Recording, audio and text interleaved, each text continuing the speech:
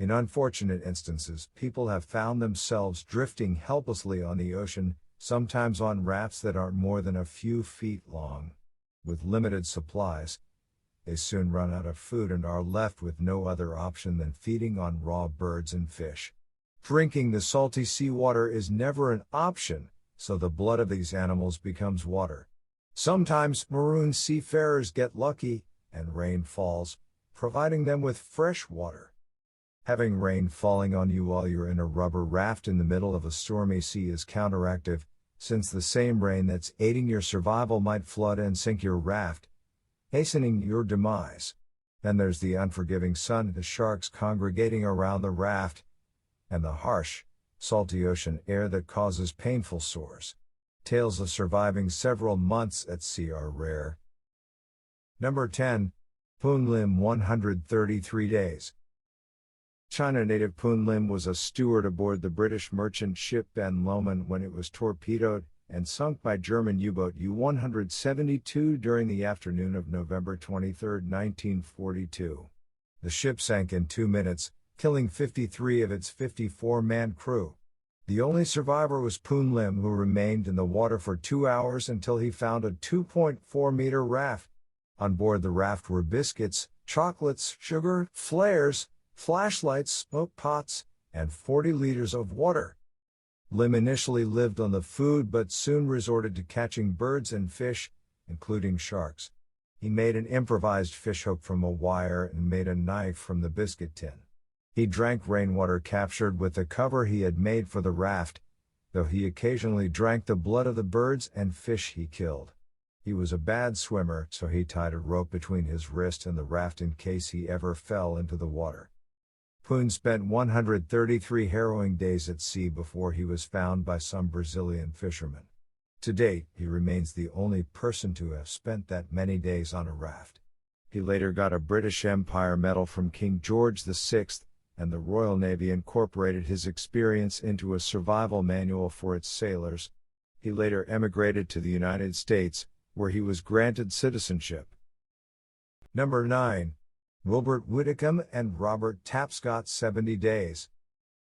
On October 30, 1940, 2 British sailors, Wilbert Roy Widdecombe and Robert George Tapscott, landed in Eleuthera in the Bahamas after being adrift for 70 days. They had been blackened by the sun, and their hair had formed into thick clumps. Tapscott was so weak he could no longer walk, and Widdecombe had broken his front teeth when he tried to eat his shoes. The men were the only survivors of the British merchant ship Anglo-Saxon, which was torpedoed off the coast of Africa by the German warship Witter in the night of August 21, 1940.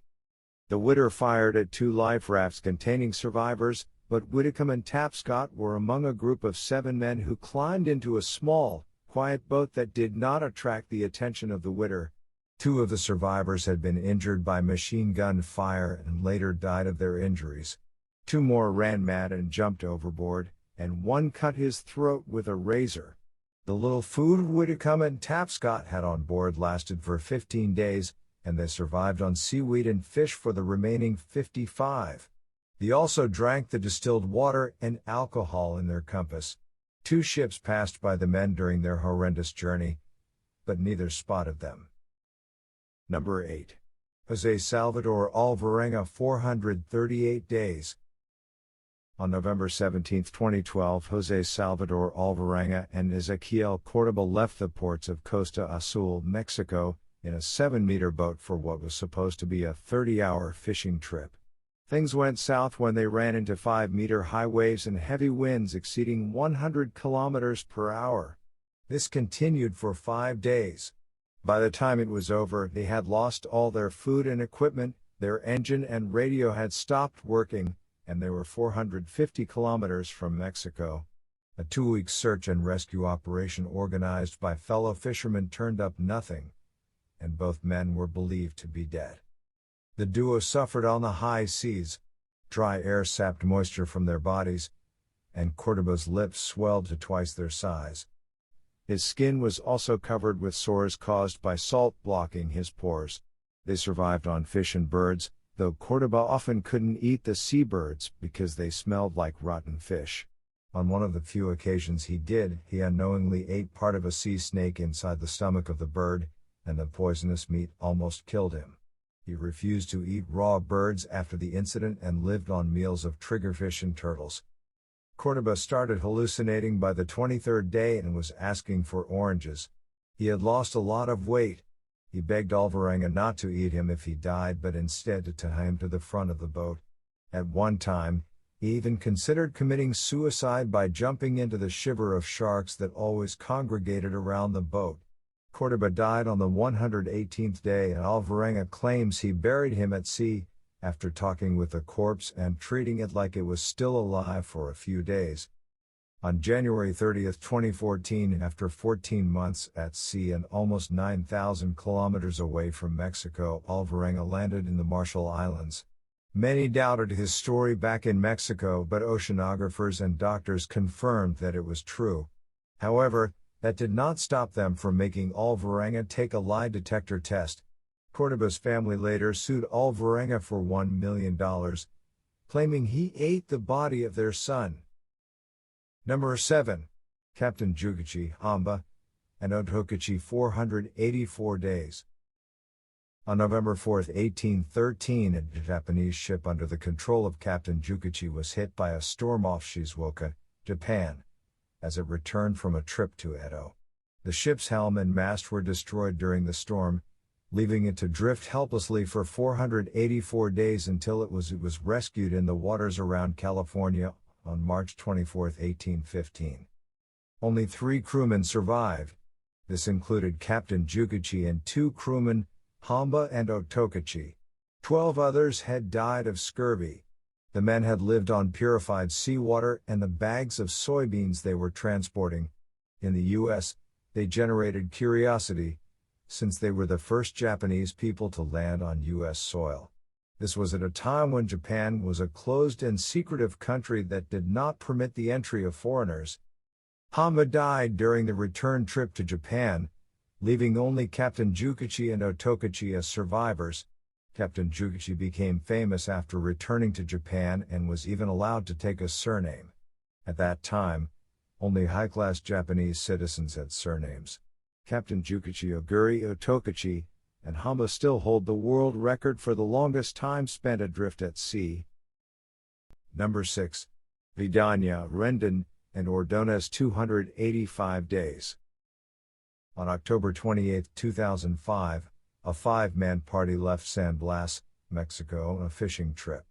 However, they soon ran into problems. One of their engines stopped working, and the other ran out of fuel, leaving them adrift.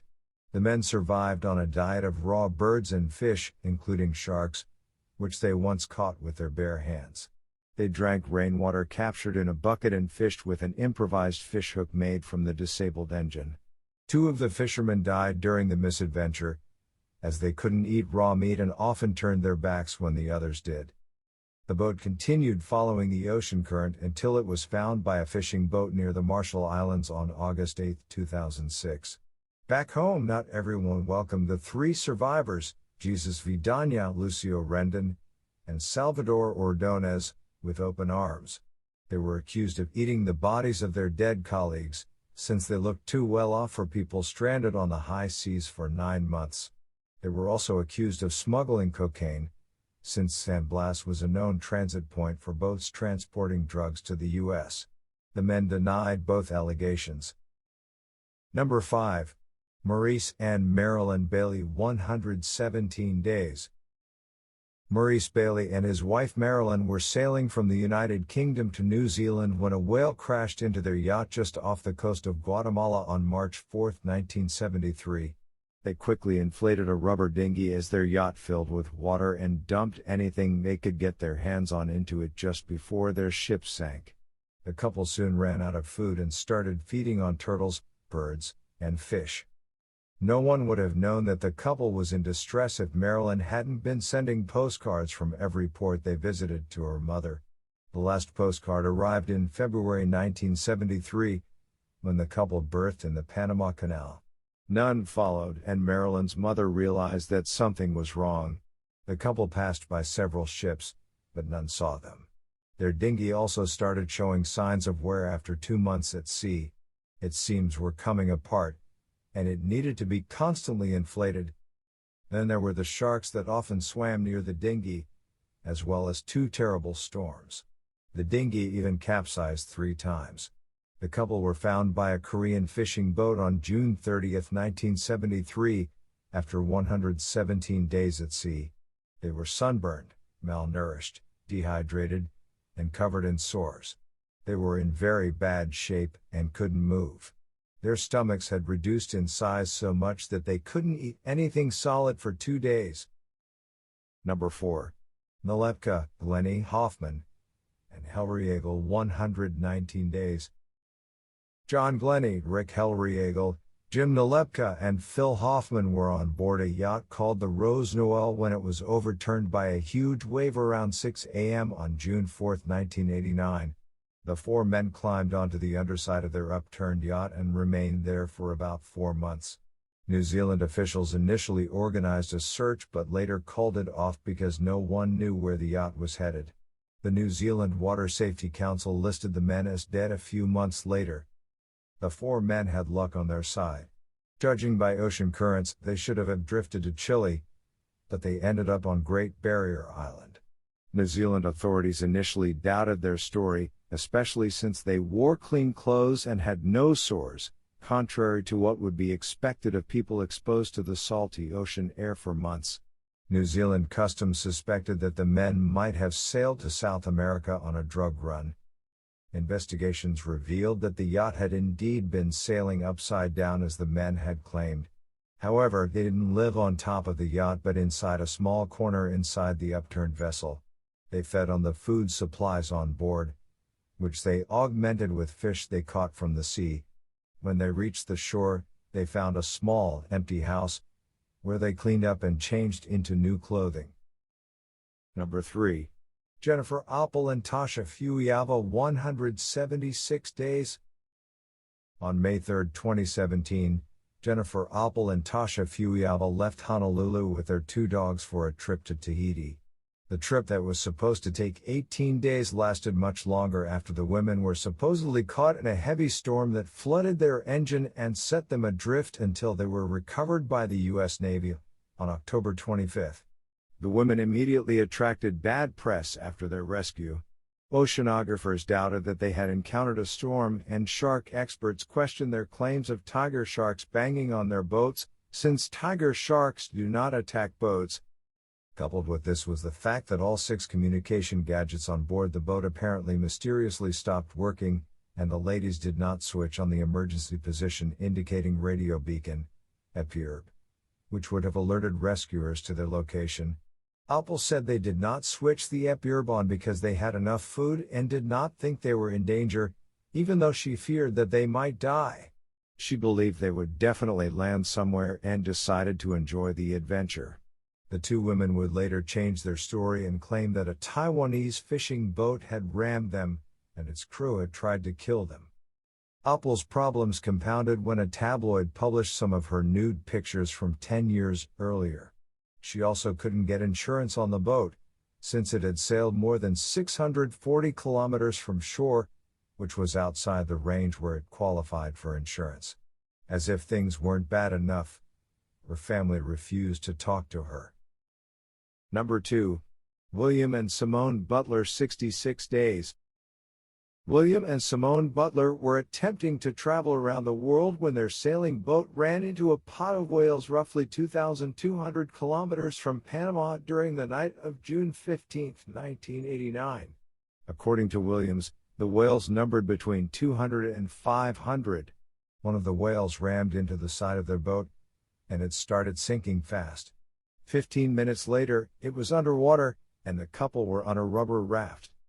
All the couple had on board were a knife, a water desalinator, a fish hook, a flashlight, 2 blankets, 3 flares, 38 liters of water, and a Sony Walkman.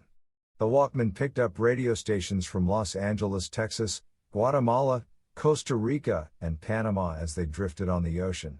However, help was far. They ran out of food in 4 weeks and turned to eating turtles and triggerfish. Unfortunately, sharks were always coming for the fish hiding under their raft. At one point porpoises joined the sharks, and one tore a hole in the underside of the raft. Rescue came the day after they had used the last of their flares to signal at a passing ship. The ship didn't stop to help, but a Costa Rican Coast Guard boat rescued them the next day, ending 66 torturous days at sea.